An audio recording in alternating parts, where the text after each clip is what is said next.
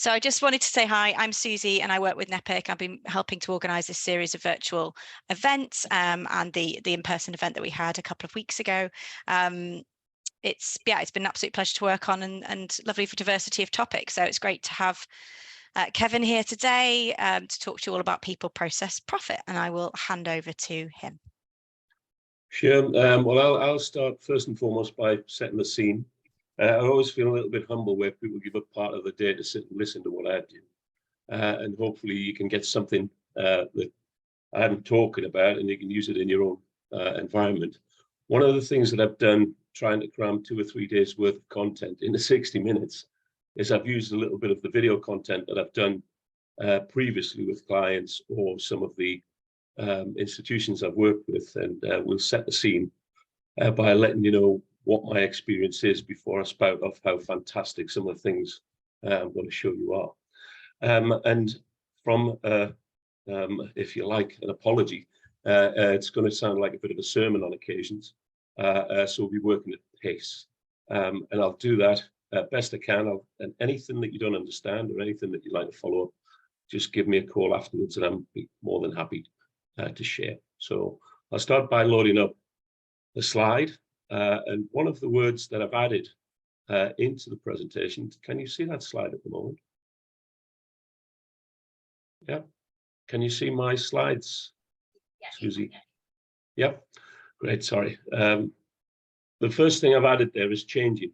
One of the things when you work with people, process, and profit in any capacity is you're trying to change a person's behavior. You're trying to change the process for the better, and you're trying to change the profitability of the business. So the first thing that I'll say is I'll try and give you some of the tools that I use when I'm working with companies during this presentation. First thing I'll do, though, is I'll give you a little bit of background on me on a recording I did for a university and a school I was working with to give them an idea of who they were talking to. So my first slide talks about me. Can you hear that?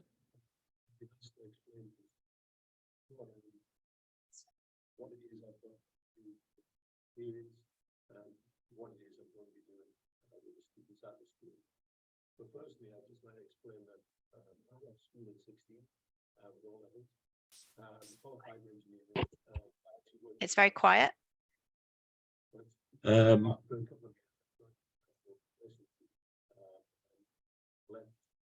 Can't make it any louder. It's on your controls. When I return, is it too quiet? Because I'll give you. Is it too quiet for everyone else? Yeah, I can't really hear it. Sorry about this, guys. But what I'll do is I'll go back into my mugshot. What I was trying to do there was give you an understanding that a lot of the experiences that I've had were both running my business or the businesses that I've owned in the past. And I've worked both in the UK and I've worked overseas. I've actually worked in 7 countries, actually. So I've spent a long time away, which, you know, has broadened my experience on not only how other countries do the job, but how other countries actually work inside businesses. And it was quite eye-opening that it's pretty different to the UK on occasions, and you get in that work-life balance when you go through there. And one of the key reasons that I wanted you to understand where I come from was I've had businesses that I've had to close. I built a business when I was 19, ran it for 10 years, got about £5 million, and then you basically get yourself into a situation where the economy actually affects you in whatever mode you're at the moment. So I had to close that business, went to work for a large company, developed a lot more skills, got myself into a position where I was running a large part of the UK, 28 branches, thousands of people involved in them, hundreds of managers in my company, and I learned how to manage businesses over territory. And I left that business. Then I realized I was learning from much younger people. They knew an awful lot more than I did, despite the fact that you come out of structures where people look for direction from you. And your processes sometimes need input from people who are more skilled than you are. So one of the lessons that you have to learn is to actually trust your subordinates when you're making decisions on behalf of the company, because that's the skills you're actually employing them for. And they're the lessons that I've actually picked up.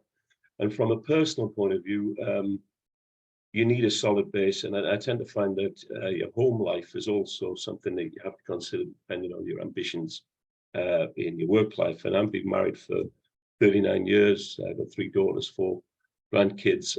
And I'm very, very fortunate where I've had a very, very stable home life, which has let me be pretty chaotic in my business life. And the experience that comes from that is helping me in the consultancy that I've got at the moment. So I'm going to skip through my video and give you a little bit of understanding that this is a sort of slick agenda on some of the things that I actually have here. And the problem is I'm going to have to explain some of the video content if the volume's having an issue, because I've got 2 or 3 videos in there. But I'll take you through the videos when they appear. So forgive me if the video's not running and I talk over them, but I'll let you know what I'm trying to tell you. The first one is understanding growth. And I use a sailing analogy here. When I'm talking to people about understanding growth, I talk in the third party. What I do is I say, if you were learning to sail, you wouldn't buy some huge ocean liner and sort of off you go with a lot of people and your friends and family on it. You would actually start sailing in a dinghy. And the thing about a dinghy, it represents a small business owner, entrepreneur, and he gets in the dinghy, makes the dinghy do whatever he wants to, makes the sail, spills the wind, makes it go faster, turns the tiller. The dinghy will actually do whatever that owner tells it to do. And you're normally learning in quite a stable environment. So you're either in a harbor or you're in a reservoir. And what tends to happen with that dinghy is you start developing your confidence and off you go to sea.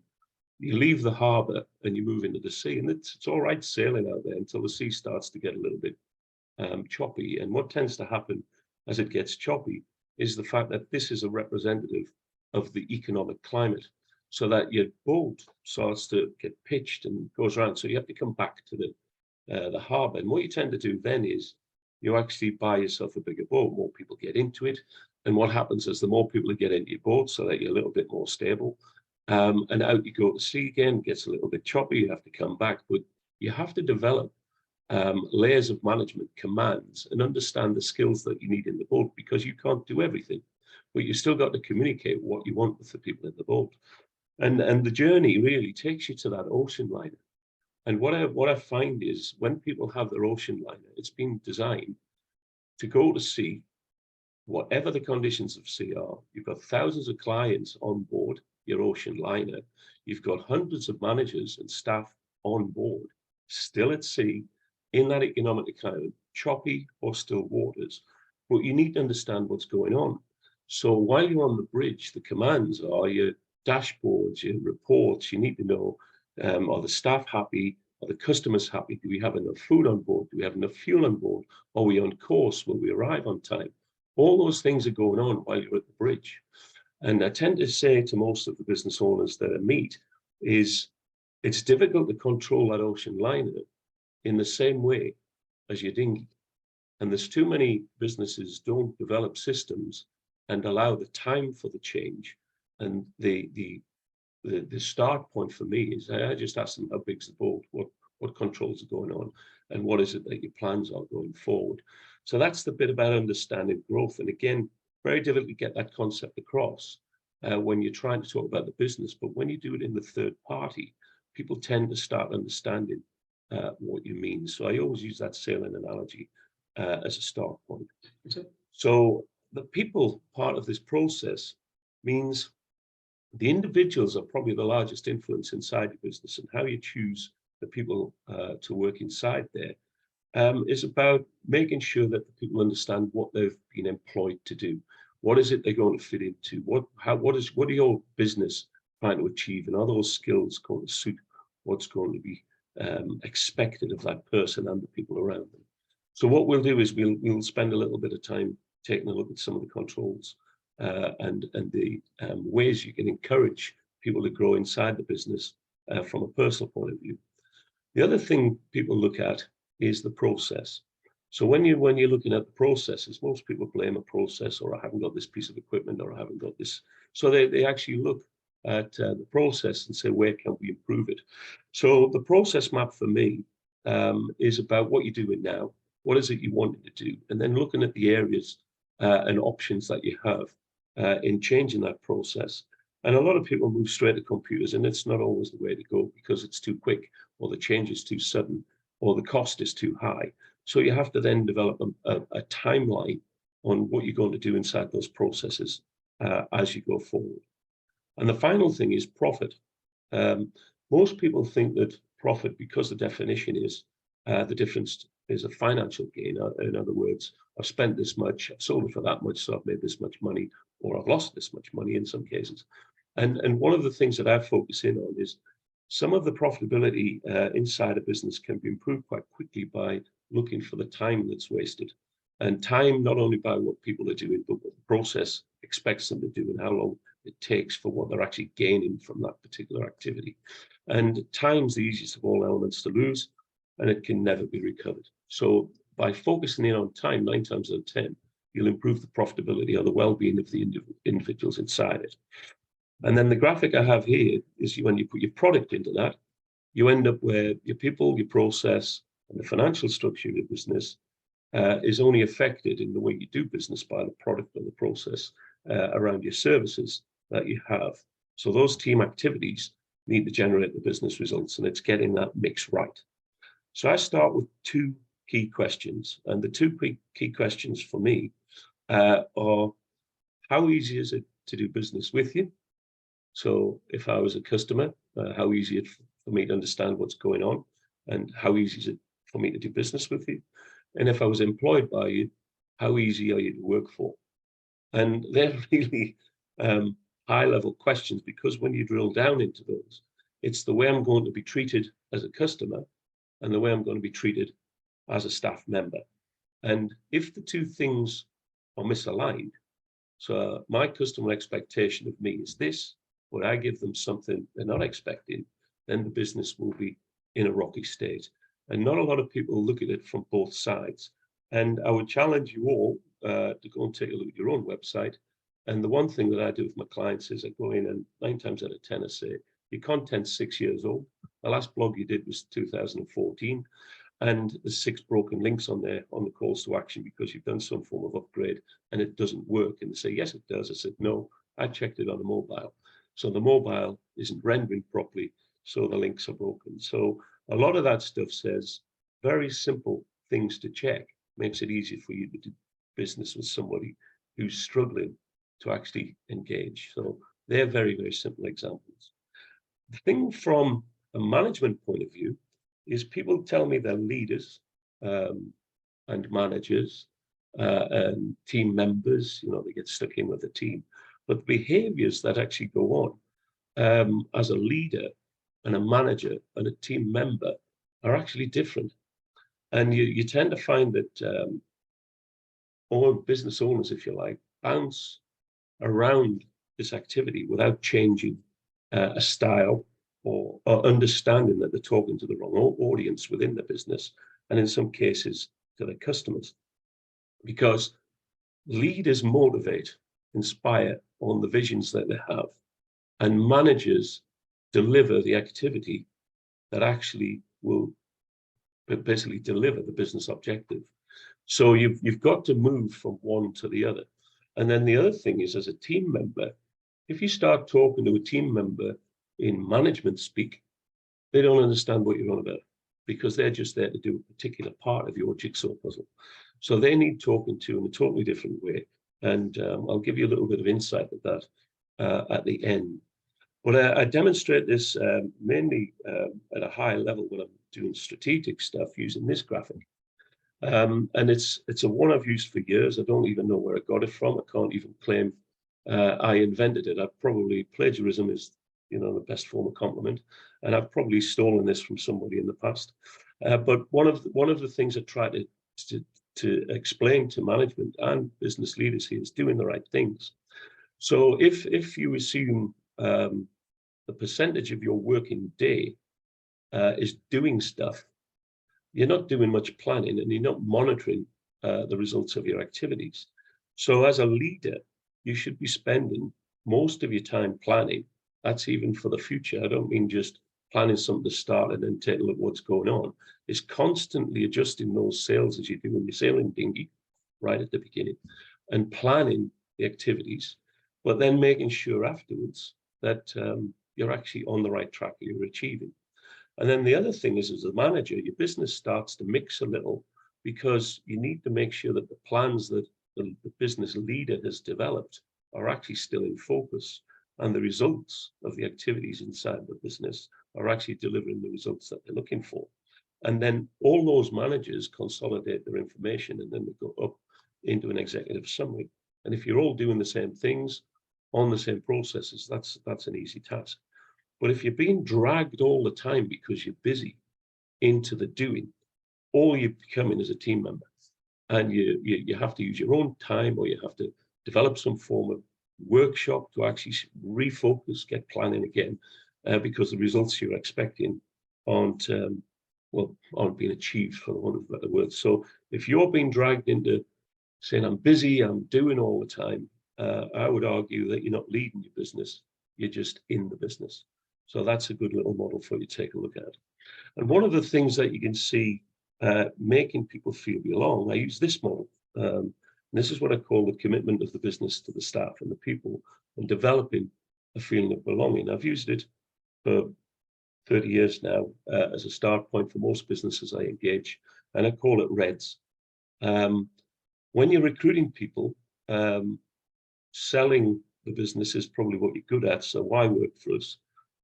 What do you need to do as part of our process, and how we're going to develop you is going to be an interesting conversation, because you're trying to attract somebody in.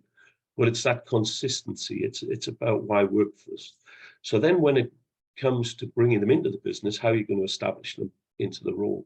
And a lot of people use this direction, delegation, and situation leadership, where they forget that most new employees need coaching and then supporting before they actually or can be left inside the role. So the business overview, the corporate brochure, whatever you want, is about understanding the structure that they're working in, and meeting the team members that they'll actually interface with is key critical for me. And the larger the business, the more important this is, because in small businesses, this is done instinctively because you're moving in probably into the same workspace, so you get to know each other quite quickly. But more importantly, it's explaining how you're going to develop that person individually, so the support that they'll actually receive as they do the role. And then you'll move into the development area, where how do you assess the skills of the individual? How do they know that they're doing a good job? And I use skills matrix assessments for all of the team members. I'll give you an example. I've been working with some doctors' practices lately, and there was 28 people involved, and only one of them had to change a telephone message, and they went into absolute panic mode if anything changed and somebody needed to change the message on the telephone system, and there was only one person did it. So by using skills assessments, you can actually bring up 6 or 7 other team members. It takes 10 minutes, but all of a sudden a problem leaves the business. It's as simple as that. And then developing that person wants to know that they're being developed personally and what their remedial action plan is. And some of that is as simple as that exercise I've just explained to you. How do I change the telephone system? Is it on your radar, or is it just presumed that somebody will show them what to do? And then the final one is capacity. So this is supervising the activity to the standards that you want it to be achieved. And sometimes regulation affects your business, sometimes environment affects your business, and sometimes it's the individual themselves who need to be aware of what it is they need to be doing in order for the quality of the work inside your business to be achieved. And that's the model that I actually take on. And when we go forward, it's about how your personal behavior influences the relationships within the business. And a big part of how I start working with people is in this area. I'm a great believer in knowing how the people interact with each other gives me tools to help them improve. So if you just go in there and you wax lyrical about how great you are, you know, what you can do for businesses and stuff like this, it's like running an event. You're not joining a process of improvement. You're just wax lyrical, some of the ideas that you've got to help people, but you've got to know the people who are in the business. And I read a poem by Becky Helmsley, and I took this extract. And the thing about this is, if you take a look at, you encourage people to get involved, but this poem says it all for me, because she sat at the back and they said she was shy. He led from the front and they hated his pride. They asked her advice, then they questioned the guidance. They branded him loud, they were shocked by his silence. When she shared an ambition, they said it was sad, but he told them their dreams and they said he was mad. They told her they'd listen, then covered their ears. They gave him a hug while they laughed at his fears. Now, to me, there's a lot of business lessons in those 4 verses. And if you just reflect on them, and I know you're going to get this back, or you go take a look at Becky's poem, there's a lot more goes on there, which I actually think says a lot about the way we manage people and how some of the reactions to some of the things that we do with those individuals cause problems in the business that are actually under the radar. So it's just something I'll give to you, and you can use it if it has any impact for you. Personal awareness for me, massive, this one. Personal awareness is something where if you're in a room with somebody and you don't realize how you're projecting yourselves into a room. And the thing about personal awareness I'll give you is if everybody goes out together and you have a beer and you break off and you go for a meal with somebody, you sit there, you relax, you chat, you have your meal. And the way you respond in those situations is people get to know you very well and you give off different messages. And then those same 2 individuals are invited to the Queen's tea party the day after, dressed differently, in a different environment. And all of a sudden, you're giving off things like, well, am I doing the right thing? Am I using the right cutlery? Am I in the right place at the right time on the schedule? Because it's a lot more formal, you behave in a totally different way. And that personal awareness of how you behave in given situations is so important, not only to a manager, but to teams, so that you can understand each other's signals before they become acute and cause problems. And again, it's a shame you can't see some of the graphics in that video there, because it explains what I'm trying to say a lot better than I've probably got time for today. But when I go through the slides, I've got some basic examples of personal awareness, because this is the character traits that come out in some of the assessments that we take, and then the feedback that we do through an I3 profile. Talks about people who are good at promoting, who articulate. Doesn't mean they're noisy salesmen. It means they're very good at articulating meaning and their opinion in meetings and holding their position. And there are some people who aren't. Doesn't mean they don't have a good opinion. Doesn't mean they're not knowledgeable. It just means they're not comfortable in certain situations when they give their opinion. So you have to be aware that those character traits mean they need a different environment in order to attract an opinion from a quiet person compared to somebody who's quite comfortable in a team meeting. And then again, things like organizing, being able to influence direction of a business and a team of people who are working together. The organization skills, we all know somebody, you can say, "I'll give it to him, it'll get done." You know, but don't give it to Tommy, because you know it's a waste of time. He just wants to go to the pub. So it's about those skills are dominant in the behavior of the individuals that you work with, and they don't even know they're giving off those signals. And those skills are available in quiet people as well as in people who are stepping forward. It's just some people don't have the confidence to say, "I'll do that." So they're never given the opportunity. And then the same thing with a practical person is these are the people in the business who you can actually depend on to get the job done, whatever it takes. They will finish tasks, but they're also perfectionists. So you've got to be careful that these people are apparent. And knowing these things about your team members allows you to use skill sets inside the business because they're a lot more aware that they can contribute. And the 4 others, very quickly, enterprising, which allow them to be entrepreneurial and get a very commercial focus in their attitudes. Perceiving people, who are these, they can see things very quickly, they generate ideas and millions of things come out of them. very creative. And then you have the detailed focus people. These are normally known as the backroom boys, the people that take a topic and then want time to reflect, or they'll ask a lot of questions to understand. And then the responding people are the relationship focused people who are probably in care industries and understand a lot more about the impact that they're having on people around them. And that's a whistle-stop tour through personal behavior. But we also learn how to behave in certain situations. So our character can change for short periods of time for that learned behavior to be dominant, like the Queen's Tea Party. And then we always want to revert to type. And that's where we tend to find ourselves becoming irritated.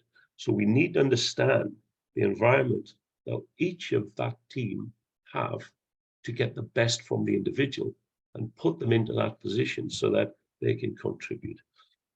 One of the things in productive environment, again, forgive me because the video there looks like I'm sleeping actually, but the environment, the productive environment is really, really important. So moving through that, a productive environment for me is about understanding where to get the best from the individuals inside a team. And that's not necessarily creating an open plan office and saying, let's share, because that terrifies some people. And this particular individual who's been targeted on this graphic, whereby, do they like working in groups? Do they like working alone? Do they like defined rules? In other words, are they working in a strict regime? So you may be working in a professional capacity in accountancy, so you're working in, say, tax or something like this. The defined rules that you have to work in. And then you've got no rules, you've got creative environments. So those no rules environments are things like creative social media environments, advertising, they just want to stimulate new ideas all the time. And then they'll come back into the group and they'll talk about some of the ideas quite quickly. But the thing about having a preferred environment, it's understanding that if you're working in that environment, you're actually going to perform in a much better way than you are when you're out of your comfort zone. And outside of that blue zone, we have a thing called deep water. It's that feeling where you're swimming at sea and you can't touch the bottom. So you swim back to shore. And in this example, the shore is actually as close to that green dot as you can get. And the thing about that is that's where you like to work. No rules, working in groups. And the thing about that is free-flowing thought processes. And this person would perform better where they're in that environment. And the nice thing about understanding this is when you take that with the traits, if you've got an articulate individual and a quiet individual in that environment, if you can put them there, eventually that quiet person will start to feel comfortable and start to join in. Whereas if they're away from this environment where they prefer to be, you probably never get a contribution. And it's understanding that and the dynamics of a team and the individuals inside there. And if you had somebody who's a polar opposite, that's a little bit different. And the thing about this is somebody that likes to work alone in defined rules. So it's somebody that likes higher levels of data, high levels of personal time to reflect on that information, to do a job which is defined. So for example, you may have a complex, I'll use tax as the analogy here again. You may have a complex case that somebody needs to spend a lot of time on, but there's a defined set of rules. If you find an individual who likes to work in those circumstances, and he's an inquiring person who likes detail, then you'll probably have the right person for the job. But if you had a concept salesman who likes free flowing with lots of people, and you try to put him into that environment, what you'll probably find is you leave your business. And you could have put a lot of time into him, but he's just not suited to that role. So when we talk about productive environment, and you go back to here, if you have two people in a room who you think are the same, but one prefers to work there and the other one prefers to work here, you have to teach them in your development program. You have to teach them how to work together to get the best from the individual, especially if they're doing the same job, but they have different personalities. So if you have one environment where you bring all of your team together in an open plan office, and the individual is not suited to that environment, then it's a misfit. You will have a longer term problem than a short term gain. And it could cost you either a good employee or it could cost you a lot of money because that person's just not delivering and will start to falter in the environment that you've created for your business. So it's a really, really key part of the process for me is understanding how to use this information inside your teams. I hope I'm going at a decent enough pace here and I'm not losing anybody. But the thing about working with people and working with processes that I've learned over, you cannot claim to know that there's a one size fits all. I always spend time in those areas so that when we talk about developing people to lead teams, those things that we've rattled through are so important to understand. You know, who's in the business, what sort of character are they from a dominance point of view, where do they like to work, and who do they interact with are key before we start developing a team. And if the changes that you need in the people and the changes you need in the process aren't considered as to how easy you are to do business with and how easy you are to work for, those things will just start to mesh, and you'll wonder why you're spending all of your time managing a process that's not working properly or managing people who aren't performing together in the way you expected. And everybody interviews well. That's the one thing I'll say to you. Everybody interviews well because they want the job and you are keen to give them the job. And the one thing I would say to you is that's the bit where most people make the mistakes. Because I always say to businesses, what's happened to that person who was perfect when you employed him in the 6 months later where you're complaining that he's hopeless? What happened? You know, because if he was perfect, why is he not now? And the reasons is that you don't look at the fit between the personality, the environment, and the processes and objectives of that person joining the team. So you've got to get your head around when you're leading the team, you have to grow the business, understanding all of those dynamics. This is a situation of leadership. Ken Blanchard built this long time ago. I use this as an example for most people in management who go from directing to delegating. And I use another analogy here. I call it golf. I'm a keen golfer. But the green box would say, I'm going to teach you how to play golf. Okay, here's a set of golf clubs. You put them in this bag. All the golf clubs you need are in the bag. You've got some balls. You put this glove on your left hand. You swing that club. You hit that ball. But you need to go onto a golf course. There's a golf course over there. Go play. Okay, now that's a very, very extreme example of some of the direction of doing work inside businesses. And that's what I call directing, delegating, because the manager now thinks he's done his job. So the thing that you've got to get your head around is anybody who takes up golf will know it's difficult. So the first thing that you do is you try it, you're not very good at it, and you normally go and get some lessons.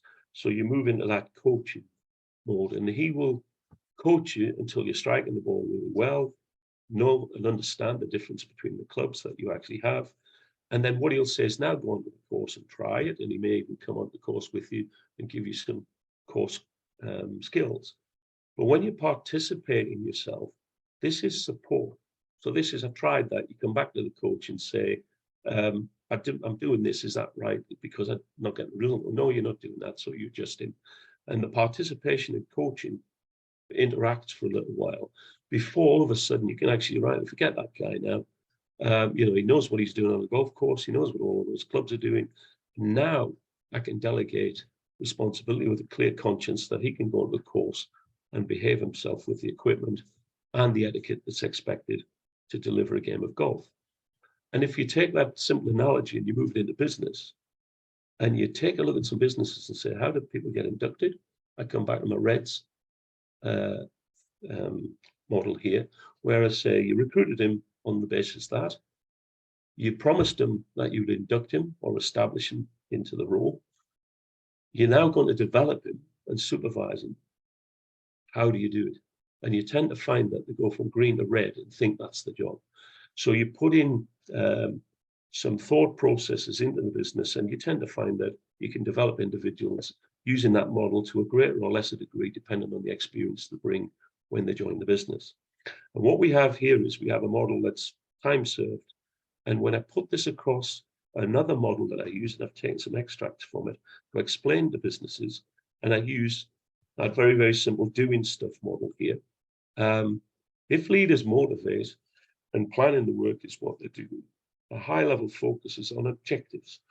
And when they're actually doing the direction, coaching, the support, and the delegation, it's to make sure that the management team are actually tuned in the objectives. A lot of the leadership meetings I did with my managers was making sure they understood what I wanted. It wasn't about what they needed to do, it's about what the collective was trying to achieve. How the plan got broken up into a jigsaw puzzle, and they only had one piece, but we talked about the whole. You are helping the business to achieve these things. So by leading the business, the feedback from the managers had to be, were they doing their part in the master plan? So the motivation that went on was about the high level results. The individual conversations after would be a managerial discussion, but the high level, this is the collective result of everything we're doing. So the focus then you don't have to spend all day on this. It's just the leaders have to remember they're inspiring, they're motivating, not there to beat them up. It's about when we're a little bit short of the target, but we'll talk about that later. But we're doing fantastically well. If you're doing fantastically well, the motivational speech and inspiration is a lot easier. But you still have to motivate people to put right something that's not going wrong, and that's going a little bit wrong. So you have to know, right, I have to motivate and inspire these people, this skilled team, to actually step up and do a little bit more to achieve the corporate objectives. So that's a different conversation. And then when you move into things like organizing that activity, that's a management discussion. And this is where direction, coaching, supporting, and delegation is still a managerial discussion. So directing somebody, coaching, supporting, and delegating across the skill sets can actually give you quite a simple agenda when you're talking to each other one-to-one. And as managers are actually doing stuff as well as monitoring and reviewing stuff, the focus has to be on the team member contribution to their result. So they go down into a different style from the direction, the coaching, the supporting, and the delegation, because directing, coaching, supporting, and delegation is situational leadership. It's not doing as a team member. So when you actually have a task as a team member, you don't use this model. So when you're actually showing people how to make a contribution as a team member, you change that model now. So the team members' focus isn't doing the work. So you have to go back almost as a manager in the leadership mode, because they're now looking to be motivated, they're looking to be encouraged and rewarded for making that contribution to the team focus, if that makes sense. So when you're actually moving into doing the work, you stop management speak. And I don't know if that's coming across clearly enough.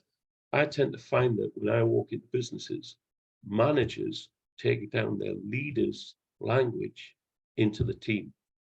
So when you're actually talking at a board level, and then you're talking at a management meeting level, you do not take that into a team meeting. So a team meeting language has to convert the board's language into what I call motivational, encouraging, and rewarding speak. So whether that language is being, if you understand what I'm trying to say, I actually then start breaking up team members into marketing. I have 4 particular areas that are supported by the products, but the 4 areas on that slide as well. I look at the business first and foremost, but how do they tell people what it is they do? How do they market their services? I then walk into the sales process, and I don't let marketing people speak. The problem that you've got is sales and marketing merge, and they're 2 different things. The thing around a sales process is once you get an inquiry, marketing job's done. But marketing people keep telling the person in the sales process, and what happens is it just clutters the sales process. It confuses people. So a sales process is to get them from an inquiry to a contract. A marketing process can continue and find another one, and another one can join the sales process. So you just need to know where each individual inquiry is in the sales process. Then when you get to the sales process, the salesman's job's done when the contract's agreed. Then you should pass that on with administrative function, where the contract and the financial arrangements can be administered efficiently, i.e. how easy are you to do business with means if you've got skilled people in there that do this work, let them. The salesman can still manage the relationship, but the actual activity of contracting and finance should be given to a third party, so the salesman will get on and start working on the next client who is in the process of becoming a contracted client. So you end up whereby marketing and sales are generating activity that creates income all of the time. And then the contract and finance team make sure that's clean as a whistle, done properly, and whatever they said in the sales process is delivered through the contract team. And then the customer retention is on doing the job. So whatever's in that contract, the customer only expects you to do whatever they expect from what you said in the sales process. So by doing the right things and retaining that customer relationship and speaking to the customer at the right time, you know, reviewing their contracts, going back and make sure that they're happy has to be the focus. So the understanding that's going on inside that business is a team member has a specific role. He doesn't need talking to in a managerial sense. He doesn't need talking to from a leader unless he's been inspired by motivating them, by the encouragement to do the job properly to a high standard and be rewarded for doing that work properly. And that will cascade through the business. It will escalate through the management process into the company objectives, and they will know they're making a contribution if they're talked to in the right way. So it's about trying to get all of those conversations going on. And that's utopia, because people are people. The characteristics inside a business, the processes will always affect the result that you've actually got. But one thing I can tell you is that you can have dramatic effect on any business by working on the people. And the thing by working on the people, by understanding who they are, how they work, what motivates them, and are they feeling they belong to something, is a big part of that work. So by motivating in the right way, I think you get more from people. And the one thing that I'd like to leave as a thought just come across me here, that there's a big difference between performance and loyalty. So I actually think most people look for high performers, but I tend to find in my experience, a high performer who has no loyalty to the customer, no loyalty to the business, who just delivers on a contract and he just knocks contracts in for you, won't generate business retention because he's just looking for the kill all the time. And a lot of people look for those people and they're not very loyal because the next time they find a better commission contract, they're off. And I tend to find that the people who are pretty loyal, who've got, I would call mid-level skills that you can develop through that loyalty and reward people for a good job, that loyalty will pay that business back a lot more than a high flyer who will stay for a couple of years and leave. So performance isn't always the only indicator when you're looking at what a business is actually achieving with people. You've got to look to how loyal an individual is inside that business through, well, what I would call behaviors. So the behavior of loyal people is different to those who are individuals. And if I was to say to somebody in a business, you know, who's your best salesman and what do you think of him? Well, most responses are shouldn't be recorded. Let's put it that way. So you get a fact that that individual's out for himself. He's not for the business. He's just here for the money. Blah blah blah. And then you get somebody who's a loyal salesman who does too much for the customer, mightn't win all of the contracts, but that customer stays and he's as loyal as the employee is to the business. Well, they are good people to have in the business, and they create a nice feeling inside that business for a reputation point of view. And again, sweeping statement: different businesses have different priorities, so it's not a general point that can be made to every particular industry, but it's a one that I've found in my experience worth considering. Here's a one for you. Planning change to make a difference. Timeline is a big thing here. A lot of people have to make a change very quickly because The business is either short of cash, lost a big account, needs to replace things. So planning change to make a difference is sometimes affected by the speed that that change needs to take place. And again, another video that I had here, which I can't show Susie, so forgive me.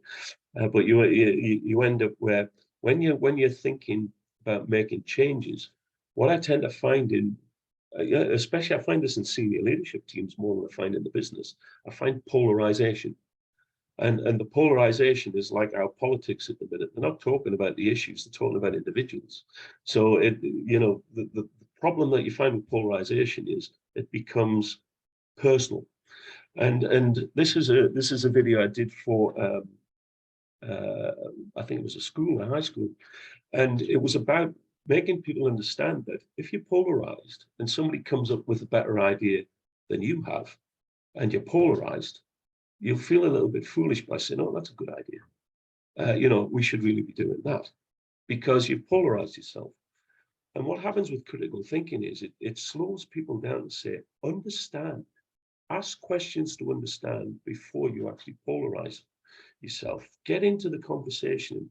Critical thinking allows you to look at all of the different ways that we may fix a problem by encouraging discussion before you make a decision on the change. Because I find that, as I found I found this in my technology business actually, because technology was changing so quickly, I had a view that, I'm not a personal fan of social media, so the thing around is that affected the decisions I was making inside our CRM business, the CRM business that we had. So when we were actually talking, I would polarize myself, say, no, we're not going down that route. But the kids, the 20-year-olds were going, this is the future, this is what's going on. And I found myself saying, it might be, but I am personally not comfortable. I wasn't listening to what was changing in the market. So I polarized my position.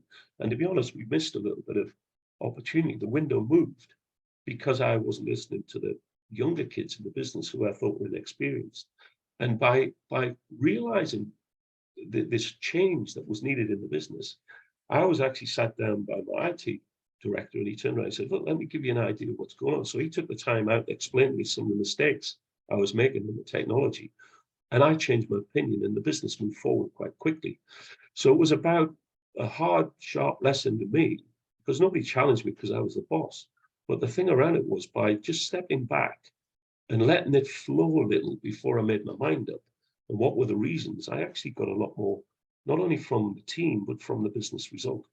And critical thinking is a strange thing. It takes patience when you haven't got patience like me. So the thing around it is, it takes patience to sit and listen to somebody. But by moving into my comfort zone after I'd been in an uncomfortable position, because my preferred working environment was being affected by what was going on. So by moving into a more productive zone afterwards and thinking before I went back and made a decision, was critical thinking and the processes around critical thinking that actually got me a better result. And that's basically what I would commend to you in this part of the process is, if you're wanting to change behavior, encourage some critical thinking on the problem before you actually make your result as the leader of the business. And one of the things that I've found here is a lovely little graphic. And as we're getting very close to time, this was something I had when you're managing expectations. The change itself can make us lose focus on the day job if the why is not clear. So if you can get your head around that, if we lose focus on the day job, if the why is not clear and why we should change doing what we do in the day job, then you'll get the resistance inside the team. And that urgency, we've got to do it because this happened, or that priority has been set by somebody else, or even a third party outside the business is affecting it. It'll impact on the effectiveness of the change. And I actually found this thing, I'm not an early bird or a night owl, I'm some form of exhausted pigeon, because what tends to happen is that's how business owners feel when change is necessary and it's not something they've actually planned. So you're reacting to something and you just tend to do all this stuff as well as your day job, if that makes sense. So if you can't get that into context, it tends to exhaust you. And I'll tell you from personal experience, when you're exhausted, And when you're busy, and you're always busy, everybody's busy, you make bad decisions. So you have to use these tools that we've been talking about, the critical thinking, the productive environment, talking to the right people, looking for the right advice, and knowing that you're making a good decision, because the change has to make a difference. Otherwise, you'll just constantly be exhausted, because you're constantly renewing what it is you're trying to achieve inside the business. And this final graphic that I put on here is, what are you going to do? Where are you now? So the reflection and taking some action, these are the three things I find with managers. Procrastination, too busy. The mind's eye pictures I'll give you that you might remember here is, I always say to them, you're like a person in a rowboat with one oar. And the faster you row, the busier you become, but you're not going anywhere. Because what you've done is you haven't got sight that the other tools that are available to you is the other oar. And if you actually just slow down and start using the other tools inside your organization, you'll make some progress. The other one is that rabbit in headlights, the procrastination. You can jump left or right when you're that rabbit in headlights and the car's coming down, but you don't know whether to jump left or right. What happens is you get run over. So you've got to make a decision, one way or the other. You've got to go left or right. And the nice thing about this is, people do move and make decisions when you get these analogies into their head, because they actually always will find themselves in one of three things. This one that you're looking at on the screen, I'm too busy and somebody's got a chainsaw and he's knocking it with an axe. But the thing around it is, you move from that scenario into your rowing boat with one oar and into a rabbit in headlights all day. You're never in one mode. You're moving from one to the other all the time. And it's actually being aware of that. And that's what I mean by personal awareness, behavior, what's going on inside the team. It's a tough job. Anybody that's leading a team, anybody that's managing people, tough job.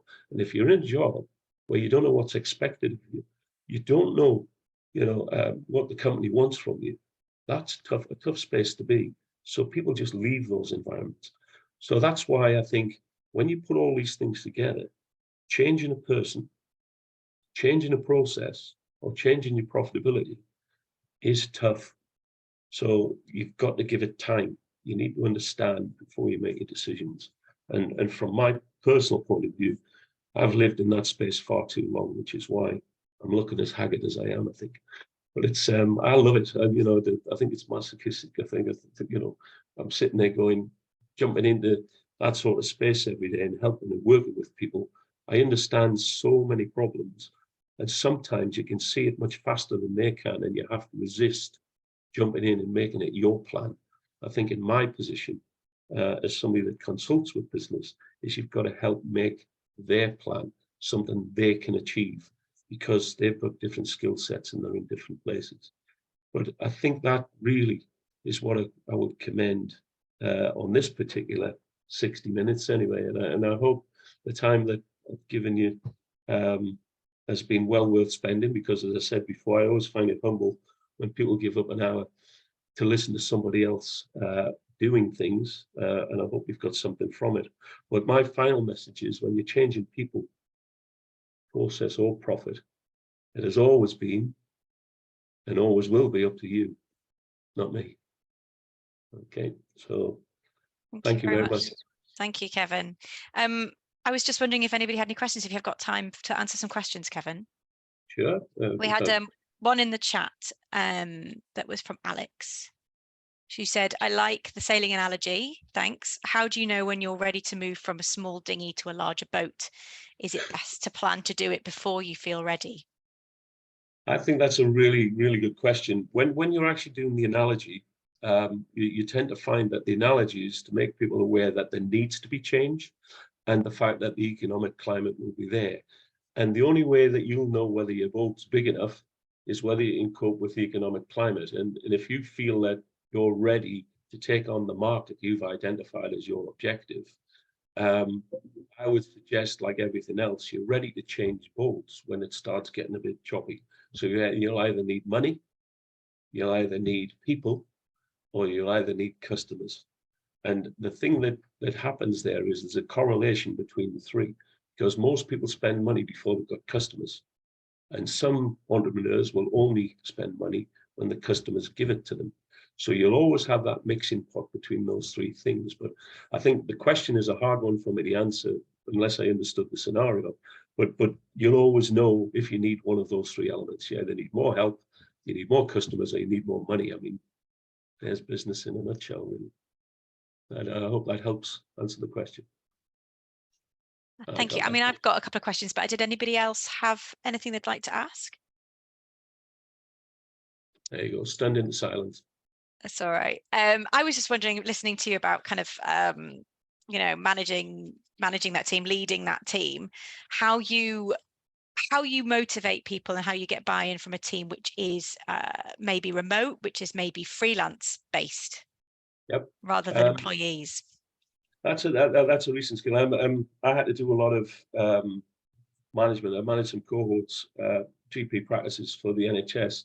And when we had COVID, we couldn't visit those practices, and they're busy people, and trying to get them onto a call and motivate them. It was about, you have to create content for the people you lead. And the reason that I was saying to you, what are you doing? Are you leading the business, or you're managing it, or you're part of the team? And your language has to change. So the way I would get engagement was, if I was doing a task with somebody, I would talk to them like I was part of that task force. If I was managing the team, I would behave as a manager, and I would give feedback on our accomplishments, achievements, and the objectives that we had to do, and the timelines that we have, and ask for suggestions on how we were going to achieve that. And if I was leading a team of managers, I would tell the managers what the company position was, and they would do the talking. And the thing with leaders, they do all the talking, and they do very little listening. So part of the feedback to a leader when I'm mentoring anybody is, you know, listen 80% of the time, talk 20% of the time. You'll learn more from listening than you will by telling people what you know already. And I think it was Buddha that said, you know, when you're talking, you're telling people what you know already. When you're listening, you might learn something. Yeah, excellent advice. I've just had a question in the chat just about connecting with you on LinkedIn, if you were happy to share your email address with everyone. Happy enough. They're on the slide. I'll pop my it in the email chat address, here. I'll put that slide back up for you if you like. It'll just save me putting it in the chat. And I'm more than happy to for anybody to take a look. I'm trying to get to that share button. There it is. Yeah, we're going I'll just put I've just put the last slide up for you there now. And if you look under changing people, process and profit, there my email address is listed there. But my LinkedIn, you'll find my LinkedIn under Root Cause or under Kevin Maddison. And if you just drop me a line, I'm more than happy to engage and expand on anything that we talked about today. Not a problem. Not a problem at all. That's brilliant. Really insightful. Thank you very much, Kevin, and thank you for everybody who attended today. That's brilliant. No, I appreciate your time. And as I said before, very humbling, and thank you very much for sitting down and listening to what I've had to say. Appreciate that.